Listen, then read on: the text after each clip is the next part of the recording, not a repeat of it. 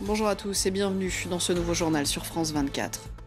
Les députés russes ont donc approuvé tout à l'heure l'envoi de militaires en Ukraine. La décision votée à une très large majorité prend effet immédiatement. Mais le Kremlin précise que l'envoi de troupes pourrait ne pas intervenir tout de suite. Jean-Didier Révoin est notre correspondant en Russie. Écoutez ce qu'il nous disait tout à l'heure sur cette menace d'intervention. Cet après-midi, la Chambre haute et la Chambre basse du Parlement russe ont demandé au président d'entreprendre tout ce qui était nécessaire pour garantir la sécurité des Russes qui vivent en Ukraine et en Crimée. On pouvait donc s'attendre à ce que le Parlement russe réponde de manière favorable à la demande qui lui a été soumise par Vladimir Poutine de pouvoir envoyer des troupes en Ukraine. Alors, en plus des événements qui se déroulent actuellement en Crimée, on a une manifestation pro-russe pacifique qui s'est déroulée à Donetsk, dans le sud-est de l'Ukraine, mais une autre a dégénéré à Kharkov, toute proche de la frontière russe, où plusieurs personnes ont été blessées. Alors, Vladimir Poutine peut maintenant envoyer des troupes en Ukraine, mais concrètement, il ne s'est pas encore exprimé, il n'a pas encore explicité ce qu'il comptait faire vraiment concrètement pour assurer la sécurité de ses concitoyens, que ce soit en Crimée ou en Ukraine. Et le Conseil de sécurité de l'ONU se réunit en urgence pour évoquer la situation en Ukraine. La diplomatie de l'Union européenne sera, elle, en sommet lundi sur cette question. La Russie affirme vouloir défendre les ressortissants russes nombreux dans cette région de Crimée, au sud de l'Ukraine. Le résumé des dernières déclarations sur le front de la diplomatie avec Maud Roubaud. Aucun détail pour l'instant sur les modalités d'envoi des troupes russes en Crimée, mais la Douma a approuvé le déploiement des forces armées dans la péninsule ukrainienne, des soldats qui iront renforcer les effectifs déjà présents sur la base navale de Sébastopol. Pour la diplomatie occidentale, c'est un pas de plus vers la partition de la Crimée. Dans un communiqué, le ministre français des Affaires étrangères appelle à tout faire pour l'éviter. Nous appelons les parties à s'abstenir d'actions susceptibles d'alimenter les tensions et de porter atteinte à l'intégrité territoriale de l'Ukraine. Les ministres européens des Affaires étrangères ont prévu une réunion lundi. La diplomatie européenne qui cherche à maintenir le dialogue pour sortir de la crise. Bien sûr, tout doit être fait aujourd'hui. Et je travaille avec les autres responsables, par téléphone, avec le président russe et les leaders ukrainiens, pour protéger l'intégrité territoriale du pays. Et ce que nous observons en Crimée nous inquiète. Mais le dialogue semble rompu. Vendredi, le président américain Barack Obama mettait en garde le Kremlin sur les conséquences d'une intervention militaire en Crimée. Moscou a pris les devants. La Douma va demander à Vladimir Poutine de rappeler l'ambassadeur russe aux États-Unis. Et Gauthier Ribinski est avec moi en plateau pour décrypter cette situation en Ukraine. Bonsoir Gauthier. Bonsoir. Alors à quoi joue la Russie lorsqu'elle déclare qu'elle peut envoyer des troupes en Ukraine, mais qu'elle décide de ne pas le faire tout de suite ? De deux choses l'une. Où on est encore dans la manœuvre diplomatique, c'est-à-dire que l'on demande à l'Occident de laisser faire à propos de la Crimée, c'est-à-dire de laisser la Crimée se déclarer indépendante ou autonome. Elle est déjà autonome, indépendante, comme l'Ossétie du Sud. Et à ce moment-là, on fait une sorte de protectorat russe, et tout le monde n'en parle plus, bien content d'avoir évité la guerre. Le prétexte, ça serait évidemment des violences que prétendent déjà subir les russophones de Crimée, ou bien alors on est carrément, dans le cas de figure du conflit armé, dans l'idéologie pure. C'est-à-dire que Poutine ressent la défaite, la perte de l'Ukraine comme une répétition de l'effondrement de l'URSS qui l'a traumatisé. Et à ce moment-là, les arguments néo-nationalistes contre soi-disant les prétendus fascistes à Kiev, tout ça prend le pas sur toute autre considération pragmatique, comme le G8 qui doit se dérouler en juin à Sotchi, qui est important pour Moscou, comme le fait que Kiev pourrait très bien couper les gazoducs par lesquels transite le gaz russe, ou bien encore une croissance russe qui est en berne et qui n'a pas besoin franchement d'un conflit. Et là, vous voyez, il y a ces deux pôles. Soit Vladimir Poutine réfléchit parce que justement il pense de manière pragmatique, ou bien il est en train de fourbir ses armes pour une intervention totalement idéologique et on va dire tripale, viscérale. Alors on a beaucoup évoqué à propos de l'Ukraine le conflit en Géorgie, c'était il y a 5 ans. Est-ce qu'on est vraiment en train d'en prendre le chemin, celui d'une province autonome qui tente la partition, qui est tentée par la partition, et cela dégénère en conflit entre l'Est et l'Ouest, entre la Russie et l'Occident ?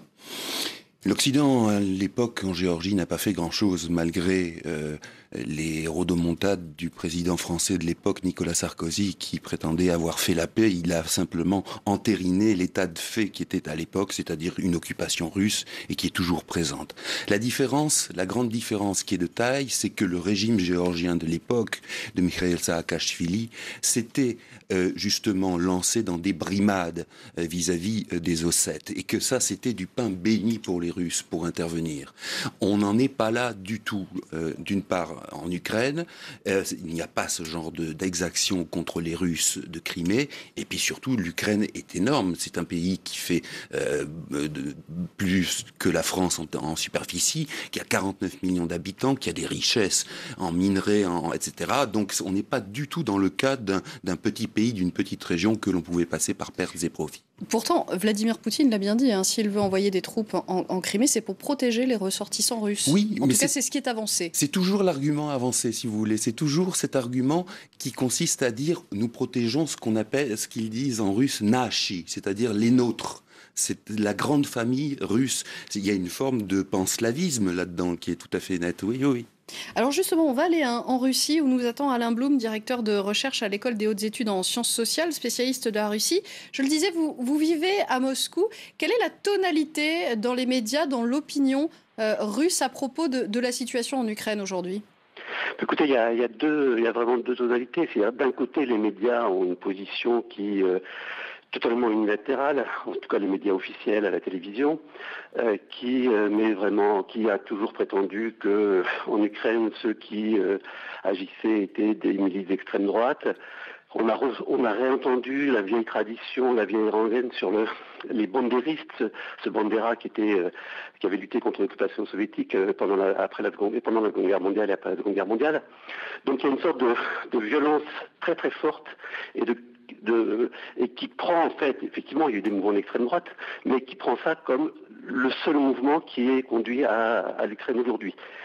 À côté de ça, il y a bien entendu des positions beaucoup plus nuancées. C'est difficile de savoir dans quelle mesure, en tout cas dans l'intelligentsia, qui comprennent que la situation est beaucoup plus complexe et en même temps qui sont très très inquiets par la situation. Et je pense que c'est d'autant plus, là, vous entendez, c'est d'autant plus inquiétant, et c'est là que c'est quand même très différent de la Géorgie, c'est que le pouvoir russe aujourd'hui est quand même extrêmement tendu, beaucoup plus qu'il ne l'était lors de la période, lors de la guerre en Géorgie, tendu sur les questions intérieures à cause de la crise économique. Il n'accepte aucune manifestation, il réprime en fait tout mouvement, tout rassemblement de façon très violente et très aléatoire. Et donc, de ce point de vue-là, cette tension, elle se ressent et elle se mêle à ce jeu très dangereux qui est mené aujourd'hui. Vous nous parlez beaucoup de la situation intérieure en Russie, mais qu'est-ce que la Russie aurait à gagner à ce que la Crimée devienne autonome ? Alors d'abord, qu'est-ce qu'elle aurait à gagner ? Je pense que c'est un détournement de l'attention à nouveau par rapport à une situation en Russie très tendue. Ça, c'est un premier point.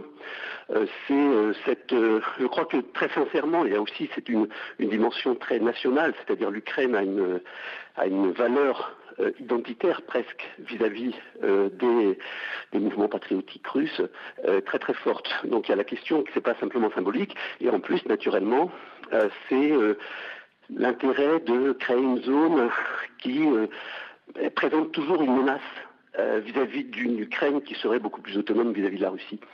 Et là aussi, là où il y a un jeu très dangereux, c'est que l'enjeu, c'est pas que la Crimée, c'est-à-dire que l'arrivée de troupes russes en Crimée provoque très clairement, ou favorise les tensions dans d'autres villes, et les événements de Kharkov en sont la preuve. C'est-à-dire que ça déstabilise l'ensemble de l'Ukraine. Et donc, un des intérêts, mais extrêmement dangereux, c'est d'affaiblir en fait un pouvoir ukrainien qui ne pourrait pas se retourner contre la Russie ou être trop hostile à la Russie. Vous disiez que les propos étaient extrêmement violents dans de la diplomatie russe. Tout à fait, oui. Est-ce que la Russie est vraiment prête à intervenir militairement, ou est-ce que ce n'est que de la rhétorique, on montre ses muscles, on se dit prêt, mais finalement on n'ira pas ? Alors moi j'ai l'impression qu'ils sont prêts à aller en Crimée sans aucun doute. Alors jusqu'où, ça c'est notre question. Il semblerait qu'ils soient déjà là, je pense que vous savez mieux que moi presque. Mais là très clairement, les troupes sont pas loin, les troupes ils sont sans doute. Jusqu'où ils sont prêts à aller au-delà, c'est plutôt ça la question. C'est-à-dire sur la Crimée, je pense que c'est clair. Est-ce qu'ils sont prêts à aller... Quand ils disent on veut défendre nos compatriotes, c'est assez extraordinaire d'ailleurs, parce que leurs compatriotes, c'est quand même c'est des Ukrainiens, c'est pas des Russes.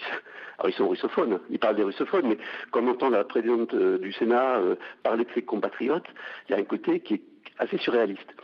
Et voilà, donc de ce point de vue-là, moi je pense que là où je ne sais pas, et là où il y a un vrai danger, c'est jusqu'où ils sont prêts à aller au-delà.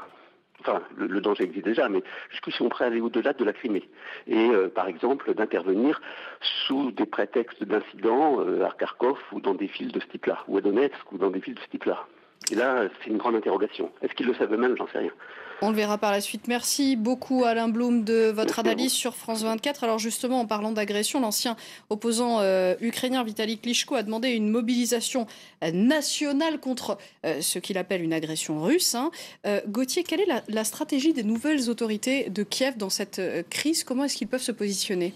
Alors attention, pour eux c'est extrêmement dangereux et je crois que ce qu'a dit le nouveau Premier ministre Arseniy Yatsenyuk était frappé au coin du bon sens, à savoir de ne pas céder à la provocation. Le danger, justement, la moindre anicroche entre Ukrainiens et russophones, justement que ce soit en Crimée, mais comme le disait Alain Blum, à Kharkiv ou à d'autres, Donetsk, etc., d'autres villes de la région est du pays, fournirait le prétexte idéal à Moscou pour intervenir de manière violente. Et en même temps, pour le gouvernement de Kiev, eh bien, il y a l'intégrité territoriale à préserver. Il y a aussi le fait qu'il ne peut pas rester les bras ballants face à un certain nombre de choses. Donc c'est compliqué. Ça veut dire que le Kiev doit avoir des arrières, doit avoir des soutiens derrière qui lui permettent de ne pas se retrouver seul face à cette déstabilisation dont parlait Alain Blum. Et ces soutiens, ça peut être qui? Ça peut être que l'Europe et les États-Unis. Et on est toujours dubitatif en pareil cas quant au comportement des États-Unis et de l'Europe. Merci beaucoup Gauthier Rebinski pour votre analyse.